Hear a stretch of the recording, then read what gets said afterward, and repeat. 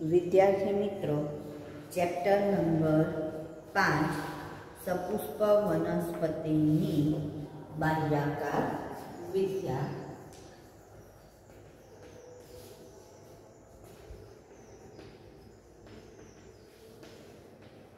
હવે એમાં આપણે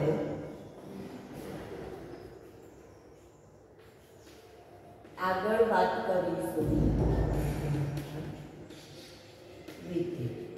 આમાં હવે આપણે વાત કરવાની છે કલિકા અંતરવિન્યાસ। તો પ્રશ્ન છે કલિકા અંતરવિન્યાસ એટલે શું? ટૂંકમાં લખો કલિકા અંતરવિન્યાસ। હવે ફરીથી અહીંયા શબ્દ આવે છે વિન્યાસ। તો વિન્યાસ એટલે શું કહીએ છીએ આપણે? ગોઠવણી। તો કલિકા અંતરવિન્યાસ એટલે કોની ગોઠવણી આવશે? તો અહીંયા કહે છે કે દલપત્ર અથવા તો વજ્રપત્રની ગોઠવણી, એને શેના તરીકે ઓળખીએ છીએ આપણે? કલિકા અંતરવિન્યાસ તરીકે ઓળખીએ છીએ। તો પુષ્પમાં દલપત્ર અથવા વજ્રપત્રની, અહીંયા વચ્ચે અથવા શબ્દ વાપરેલો છે આપણે, ગોઠવણી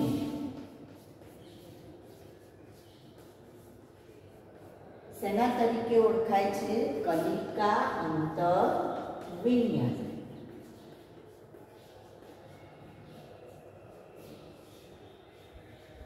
વિન્યાસ કહે છે, બરાબર? પુષ્પમાં દલપત્ર અથવા વજ્રપત્રની ગોઠવણી, એને શું કહેવામાં આવે? કલિકા અંતરવિન્યાસ। હવે જો એના પ્રકારો જોઈએ, આપણે પ્રશ્ન છે, હવે જો એના પ્રકારો વિશેની વાત કરીએ તો પહેલો પ્રકાર એનો કહે છે, એટલે આપણે પ્રકાર લખીશું। તો કલિકા અંતરવિન્યાસના પ્રકારોમાં આપણે જોઈએ તો આપણને પહેલો પ્રકાર જે છે એ આવશે ધારાસ્પર્શી। પહેલો પ્રકાર કયો આવશે? ધારાસ્પર્શી।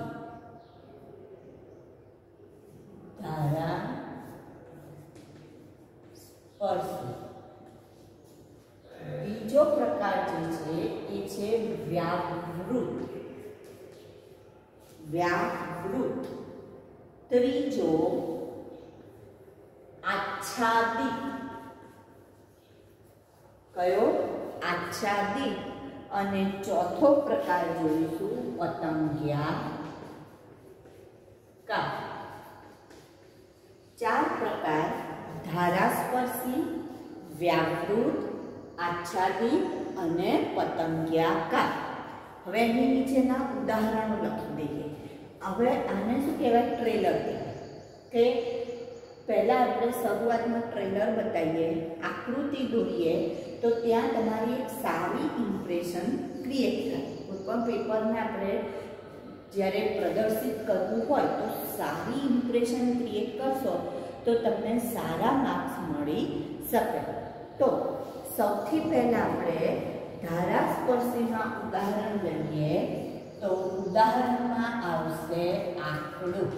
કયો ઉદાહરણ આવશે? આંકડો। વ્યાવૃતમાં જો ઉદાહરણ લેવું હોય તો એમાં આવશે જાસૂદ। વ્યાવૃતમાં કયું ઉદાહરણ આવશે? જાસૂદ, બરાબર? આંકડો અને આંકડા જોડે રાઈ પણ ઉદાહરણમાં આવે છે, એવી રીતના જાસૂદ, એની જોડે ભીંડા અને કપાસ પણ ઉદાહરણમાં આવે છે। હવે જે આચ્છાદિત છે એમાં ઉદાહરણમાં આવશે કેશિયા અને ગુલમહોર। કેશિયા, અહીંયા જો બીજા ઉદાહરણ લેવા હોય તો ભીંડા અને કપાસ। અહીંયા આંકડો અને રાઈ। કેશિયા જેને ગલતોરો કહેવાય અને ગુલમોહર. જ્યારે વાલ અને વટાણા એ પતંગિયાકારના ઉદાહરણમાં આવશે. બરાબર, વાલ અને વટાણા એ શેનું ઉદાહરણ આવશે? પતંગિયાકાર. તો આપણે પહેલું કલિકાંતર વિન્યાસની વ્યાખ્યાની વાત કરી કે પુષ્પમાં દલપત્ર અથવા વજ્રપત્રની ગોઠવણીને કલિકાંતર વિન્યાસ કહે છે. પ્રકારની જો વાત કરીએ તો ધારાસ્પર્શી, વ્યાવૃત, આચ્છાદિત અને પતંગિયાકાર એના પ્રકાર છે. હવે એની જે આકૃતિ દોરવાની છે એ આકૃતિમાં આપણે શું ધ્યાન રાખવાનું છે? તો આકૃતિની અંદર આપણને સૌથી પહેલા એવું કહે છે કે જે પણ ઘટકો છે આપણે 5 ઘટક પસંદ કરીશું. જ્યારે પણ આપણે આકૃતિ દોરીએ તો કેટલા ઘટક પસંદ કરીશું? 5. તો હવે પહેલું જો આપણે ધારાસ્પર્શીની વાત કરીએ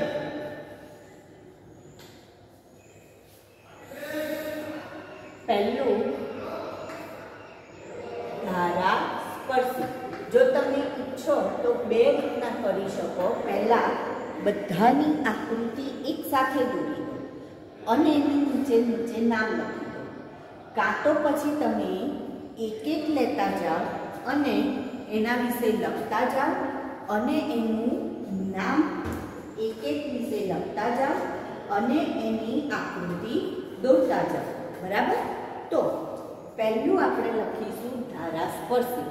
તો ધારાસ્પર્શીનો મતલબ શું થાય કે જે પણ વજ્રપત્ર અને અથવા તો દલપત્ર છે એ જે ઘટકો છે એમની જે કિનારી છે એ એકબીજાને સ્પર્શે છે. બંને ઘટકોની બધા ઘટકોની કિનારી એકબીજાને શું થાય છે? સ્પર્શે છે. બંને ઘટકોની કિનારી એકબીજાને સ્પર્શે છે. તો હવે અહીંયા આપણે એની આકૃતિ જોઈએ. મેં કહું કે આપણે કેટલા લઈશું? 5 લઈશું આપણે ઘટકો. તો જ્યારે આપણે 5 ઘટકો લઈએ છીએ તો એની અંદર હવે આપણે જોઈએ તો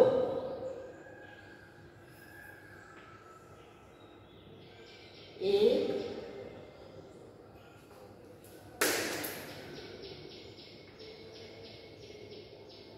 બે,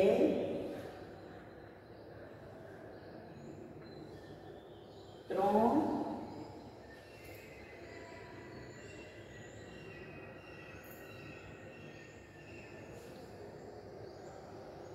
ચાર અને 5. કુલ કેટલા ઘટકો થશે? 5 ઘટકો થશે. અને આ 5 ઘટકો જે છે એ 5 ઘટકોને જો આ રીતના દોર્યા. આપણે થોડું નાનું લઈએ એટલે વધારે વ્યવસ્થિત આકૃતિ આવી જશે.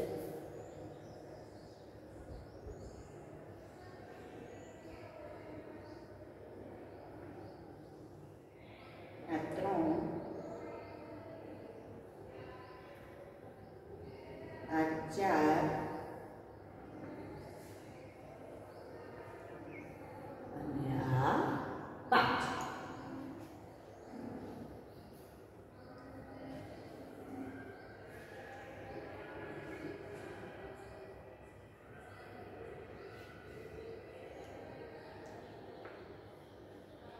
તો દરેક ઘટકની તમે જોશો કિનારી એકબીજાને શું થાય છે? તો માત્ર સ્પર્શે છે. દરેક ઘટકની કિનારી એકબીજાને શું થાય છે? સ્પર્શે છે. જેને શું કહેવામાં આવે? ધારાસ્પર્શી. તો ધારાસ્પર્શીમાં આપણે શું લખીશું કે દરેક ઘટકની કિનારી એકબીજાને સ્પર્શે છે.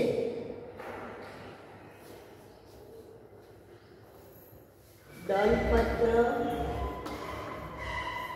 અથવા વજ્રપત્રની કિનારી એકબીજાને ઢાંક્યા વિના અડકે છે અથવા સ્પર્શે છે, માટે એને શું કહેવાય? ધારા સ્પર્શી. ધાર એની એકબીજાને અડકે છે માટે ધારા સ્પર્શી. ઉદાહરણમાં આપણે કયું લીધેલું છે? આંકડો અને રાઈ એનું ઉદાહરણ લીધેલું છે. હવે બીજું આવશે વ્યાપૃત. તો હવે જ્યારે આપણે વ્યાપૃતની આકૃતિ દોરીએ તો એની અંદર આપણે જોઈશું તો એમાં એક ઘટકની કિનારી એક છેડો અંદર અને બીજો છેડો બહાર રહેશે.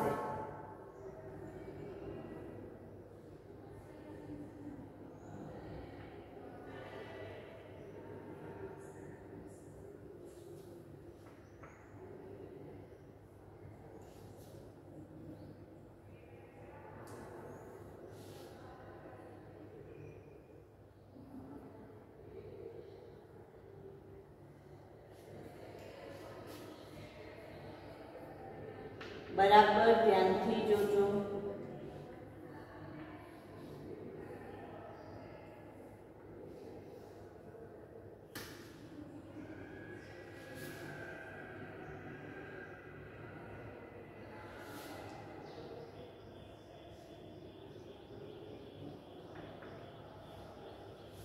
તો અહીંયા શું થાય છે? તો અહીંયા ધ્યાનથી બરાબર જોઈએ આપણે. તો એક ઘટકની જો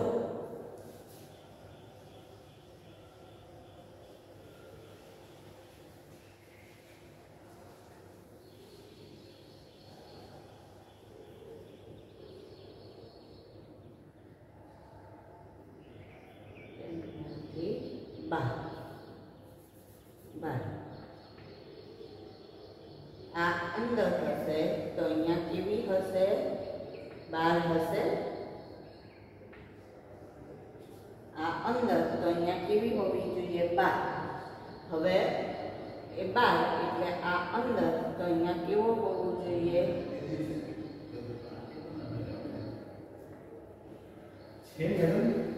બહાર હોવું જોઈએ.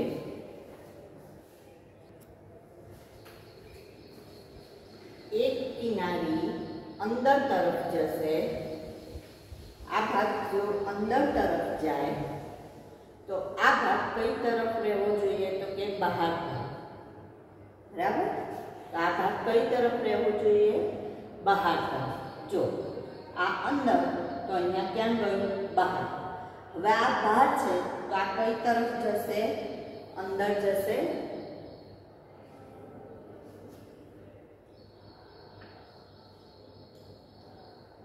આ બહાર તો બીજો છેડો અંદર. હવે આ બહાર તો આ છેડો ક્યાં જશે? અંદર જશે.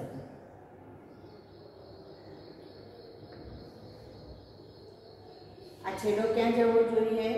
અંદર તરફ જવો જોઈએ.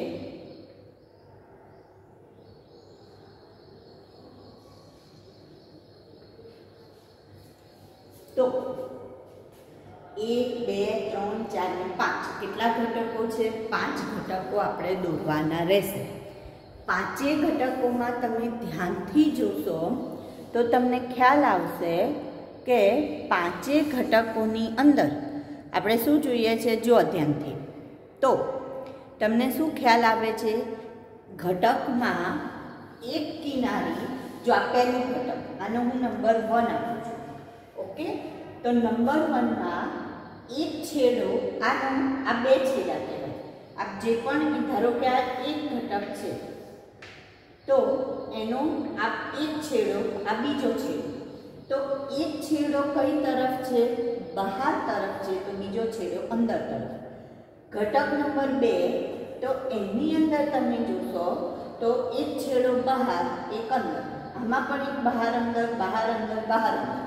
પાંચેયની અંદર શું થશે? તો કે છેડા બહાર અંદર આવેલા હોય છે. બરાબર. એ રીતની ગોઠવણી થશે. તો આવી જે ગોઠવણી છે એને વ્યાપૃત તરીકે ઓળખવામાં આવે. એટલે આપણે અહીંયા લખીશું કે દલપત્ર અથવા વજ્રપત્રના એક છેડો અથવા તો વજ્રપત્રના કોઈ એક ઘટકની કિનારી બીજા ઘટકને શું કરે છે? ઢાંકે છે. એક ઘટકની કિનારી બીજાને ઢાંકે છે. આ કિનારી એ આને ઢાંકશે તો આને ઢાંકશે, એવી રીતના. એટલે કે એકબીજા પર આચ્છાદિત, એકબીજા ઉપર આચ્છાદિત નહીં લખીએ આપણે, ઢાંકે છે. એટલે કે એક ઘટકની એક કિનારી અંદર તો એક બહાર હોય છે. એક અંદર તો એક કેવી છે? બહાર હોય છે. જાસૂદનું ઉદાહરણ આપણને આમાં આપેલું છે. જાસૂદનું જો તમે ઉદાહરણ લઈએ તો આ જે જાસૂદનું ફૂલ છે એની અંદર આ જે દલપત્ર છે એ દલપત્ર જો તમે જોશો તો એ દલપત્ર જુઓ, આ એક દલપત્ર છે અને આ બીજું દલપત્ર છે. તો બંને દલપત્રની જો એકનો છેડો ક્યાં છે? અંદર, આ રીતના, અને બીજા આ એક છેડો અંદર તરફ છે તો આ બાજુનો બીજો છેડો કઈ તરફ છે? બહાર તરફ ગોઠવાયેલો હોય છે. તમે ધ્યાનથી અહીંયા જોશો તો તમને ખ્યાલ આવશે. આ દલપત્ર જેનો એક છેડો અંદર તરફ તો બીજો કઈ તરફ છે? બહાર તરફ ગોઠવાયેલો હોય છે. બરાબર?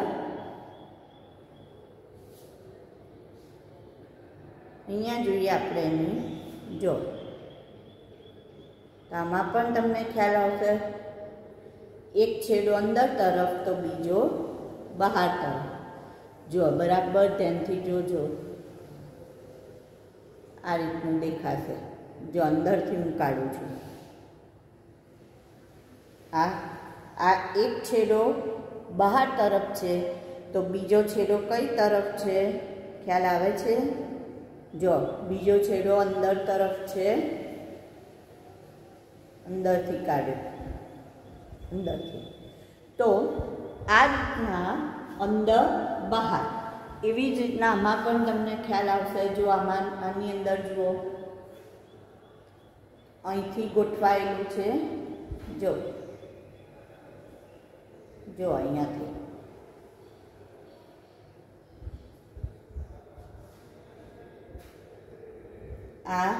આ છેડો કઈ તરફ છે? બરાબર જોજો, આ છેડો કઈ તરફ છે?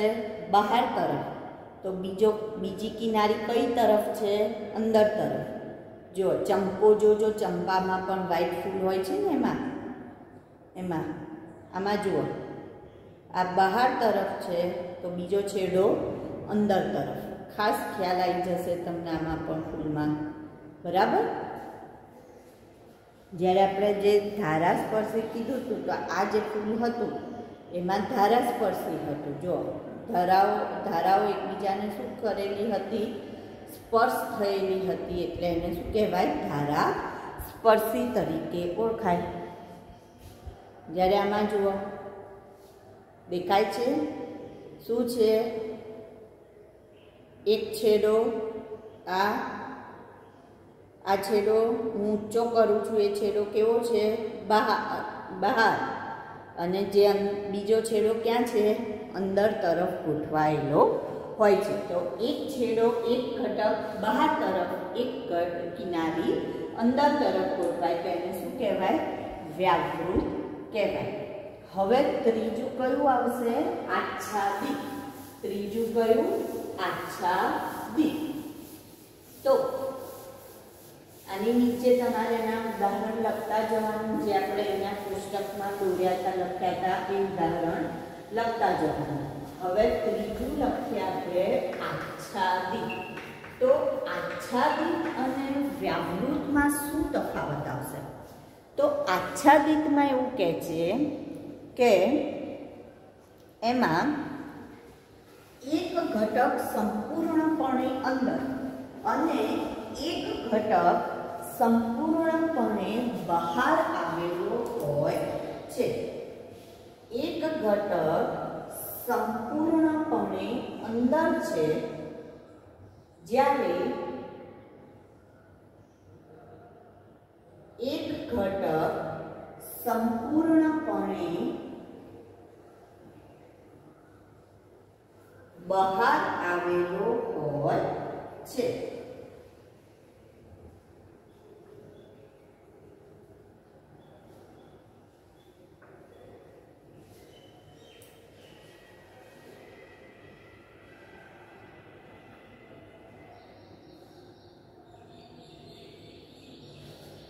થઈ ગયા 5 ઘટક, બરાબર. હવે આમાં જોશો તો તમારા આગામી અંદર આ ફિગરમાં અને પેલામાં શેમાં? વ્યાવૃતમાં બે વચ્ચે તફાવત શોધવાનો છે. તો આની અંદર જુઓ, ઘટક નંબર 1, 2, 3, 4 અને 5, બરાબર. તો ઘટક નંબર 1 અને 3 પર તમે ધ્યાનથી જોશો તો ઘટક નંબર 1 સંપૂર્ણપણે અંદર અને ઘટક નંબર 3 સંપૂર્ણપણે બહાર, જ્યારે બાકીના અંદર બહાર આવેલા છે, બરાબર. તો અહીં એક ઘટક સંપૂર્ણપણે કેવો હશે? અંદર, અને એક સંપૂર્ણપણે બહાર હોય છે, જ્યારે બાકીના ઘટકની કિનારી અંદર બહાર હોય છે.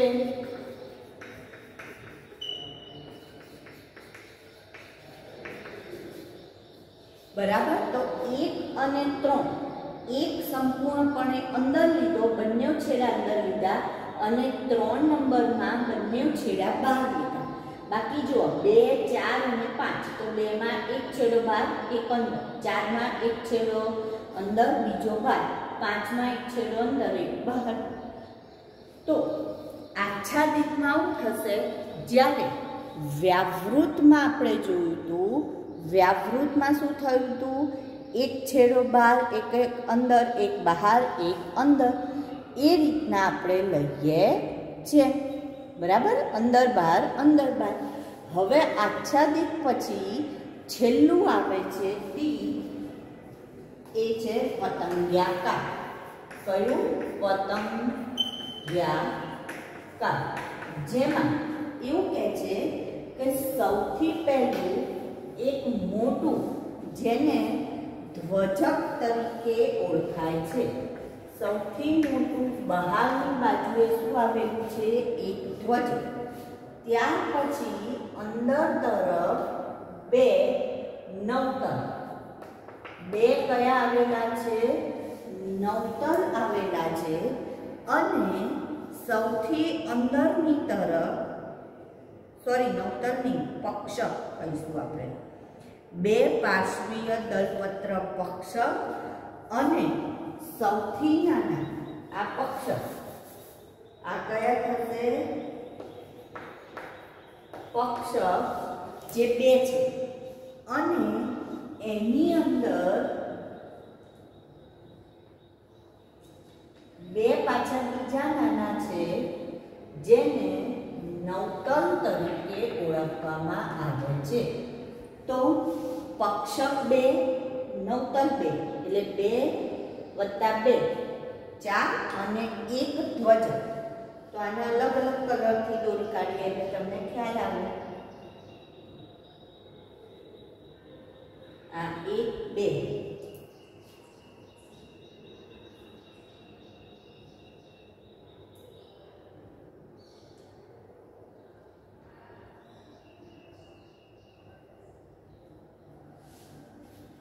અને આ 2 નવતલ કેટલા 2, પક્ષક કેટલા 2 અને એક મોટું ધ્વજ.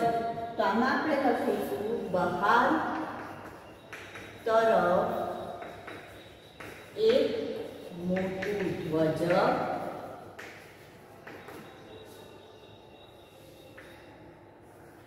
અંદર 2 પાર્શ્વીય પક્ષક અને તેની અંદર નાના 2 નવતલ આવેલા છે અથવા ગોઠવાયેલા હોય છે. તો આ જે ઘટકો છે એ પોતાનો આકાર એવી રીતના ગોઠવાય છે કે એમનો આકાર કેવો બને છે, પતંગિયા જેવો. માટે એમને શું કહેવામાં આવે છે, પતંગિયાકાર કહેવામાં આવે છે. તો ધારાસ્પર્શી, વ્યાવૃત, આચ્છાદિત અને પતંગિયાકાર એ કલિકાંતર વિન્યાસની ટૂંક નોંધ થઈ આપણી. હવે ત્યાર પછી બીજો એક મુદ્દો આવે છે પુષ્પસૂત્ર. પુષ્પસૂત્રનો મુદ્દો હું પહેલા લઉં છું, જરાય વિન્યાસની વાત પછી, નહીંતર તે ભેગું ના થઈ જાય તમારે એટલા માટે. તો હવે હું વાત કરું છું તમને પુષ્પસૂત્રની અત્યારે. બરાબર, તેની વાત કરું છું પુષ્પસૂત્રની, કે જેના પરથી કોઈ પણ પુષ્પ વિશે આપણે જાણી શકીએ. જો તમને પુષ્પસૂત્ર આપ્યું હોય તો એના પરથી ખબર પડે કે તે પુષ્પ કેવું હશે. તો સૌથી પહેલા આપણે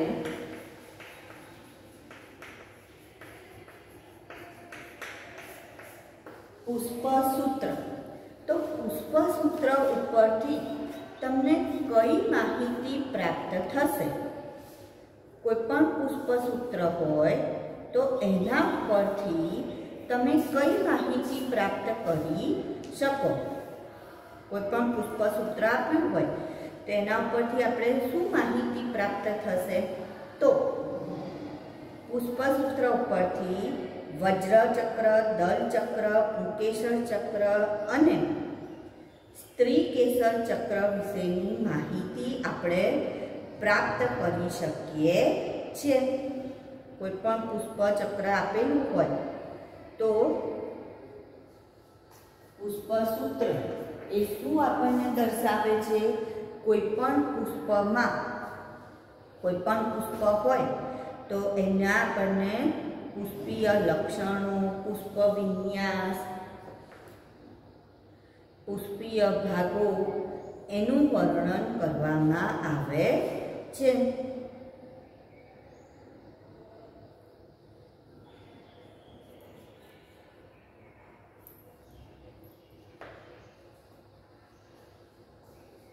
આપણે લખીશું પુષ્પસૂત્ર વિવિધ ચક્રોના ઘટકોની સંખ્યા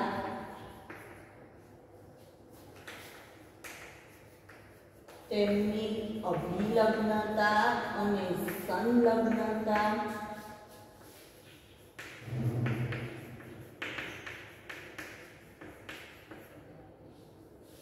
વિશેની માહિતી પૂરી પાડે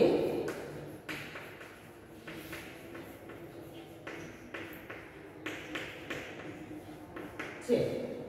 હવે આપણે સંજ્ઞા જોઈએ તો જુદી જુદી સંજ્ઞા હોય. સૌથી પહેલા જ્યારે આવી સંજ્ઞા કરવામાં આવે તો એનો મતલબ એ કેવું પુષ્પ કહેવાય? તો કે નિયમિત પુષ્પ કહેવાય. કેવું પુષ્પ કહેવાય? નિયમિત પુષ્પ. પણ આની જગ્યાએ જો આવું ટકા જેવી પર્સન્ટેજ જેવી સાઇન હોય તો એનો મતલબ એ કેવું પુષ્પ છે? તો કે અનિયમિત પુષ્પ છે. કેવું પુષ્પ? અનિયમિત. ત્યાર પછી જો એ નર પુષ્પ હોય, કોઈ પણ નર પુષ્પ હોય તો એના માટે આ રીતની સાઇન નર પુષ્પ. જ્યારે માદા પુષ્પ હોય તો આવી સાઇન. અને જો ઉભયલિંગી હોય તો આવી સાઇન. ઉભયલિંગી પુષ્પ. બરાબર. પછી પી આપેલો હોય તો પરિપુષ્પ.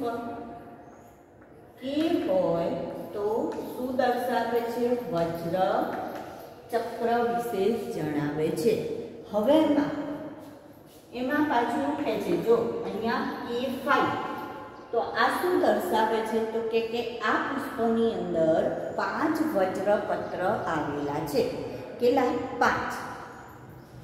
તો અહીંયા મુક્ત 5 વજ્રપત્ર.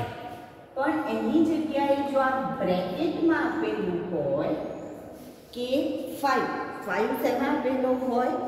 બ્રેકેટમાં આપેલો હોય તો એ યુક્ત વજ્રપત્ર, યુક્ત વજ્રપત્ર દર્શાવે છે. બરાબર. કે એટલે એવી જ રીતના સી શું દર્શાવે છે? દલ ચક્ર. જો C5 તો મુક્ત અને સી બ્રેકેટમાં 5 તો યુક્ત દર્શાવે છે. એ